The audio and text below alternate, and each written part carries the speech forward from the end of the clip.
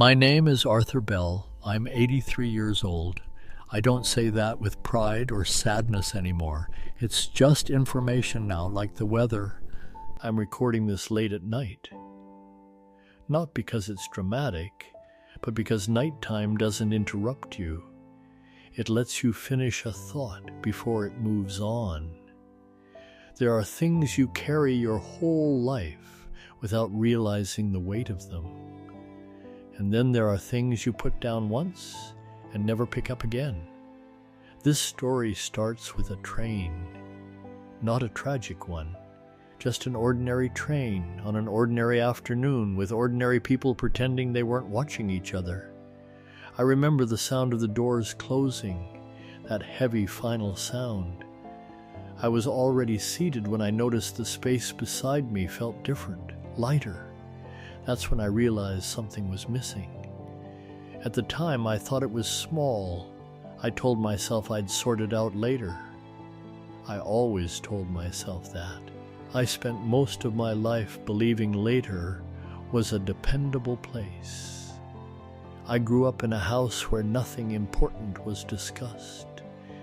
My father worked. My mother kept things moving. Silence wasn't uncomfortable. It was normal. So I learned early that if something was left unsaid, it probably wasn't meant to be said at all.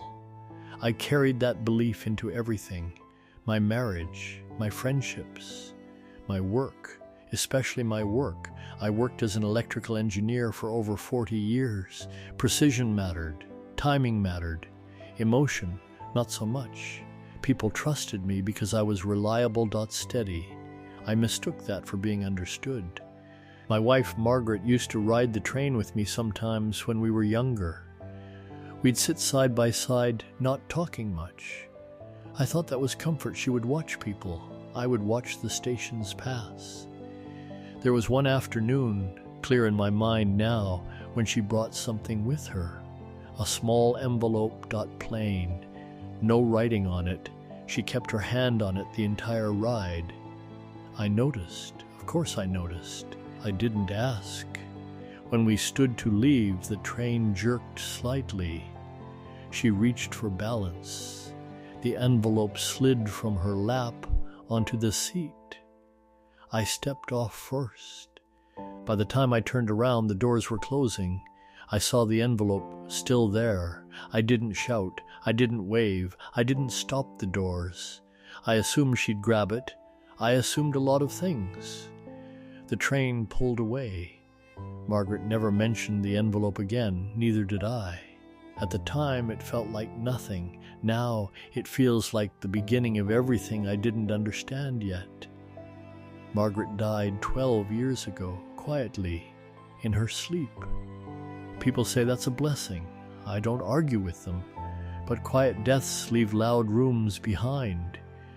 I stayed in the house, same furniture, same routines. Some evenings I still found myself listening for her footsteps. That habit lasted longer than I expected. It wasn't until a few years after she was gone that I remembered the envelope again. Not suddenly, just gently. I was riding the same train alone, same line, different faces. The seat beside me was empty. And I thought about how many times in my life something important sat right next to me, waiting for me to turn my head. Margaret wasn't a dramatic person. She didn't demand attention. She didn't push. She waited. I mistook waiting for patience. I didn't realize it was hope slowly getting tired. I replay that afternoon now, the envelope, the way she held it. I wonder what was inside. A letter? A photograph? Something she wanted to explain but didn't know how to start? I'll never know. That's the part people don't tell you about time. It doesn't just take things away. It locks them. Our children grew up. They visit when they can. They're kind. They don't ask about the past much. They assume I remember it correctly. I don't. Memory isn't a recording. It's a negotiation. Some nights I convince myself the envelope was empty. Other nights, I know that's a lie I tell to sleep. The cost of that moment didn't arrive all at once. It arrived slowly in conversations I didn't start, in apologies I rehearsed but never delivered, in the way silence became easier than curiosity. I lived a good life by most measures. I was stable, responsible, but there's a difference between stability and closeness. I didn't learn that until stability was all I had left. I think Margaret understood things before I did, not because she was wiser, because she paid attention. The envelope wasn't the first thing I left behind, just the most visible now. When you're young, you think unfinished things will wait for you. When you're old, you realize they don't wait, they disappear. These days, I don't ride the train often. My legs complain more than they used to, but sometimes I go anyway, not for a destination, just to sit. I watch people forget things.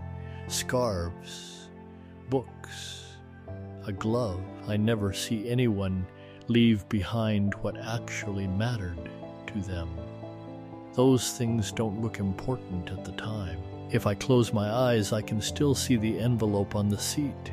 Plain, unremarkable. I wonder if Margaret felt relief when it was gone, or disappointment. I'll never know which is worse. I don't feel regret the way movies show it. No collapsing, no grand realization, just a quiet understanding that some moments only knock once. I've learned to live with that. If you're listening to this, you don't owe me anything. I'm not asking for answers or comfort.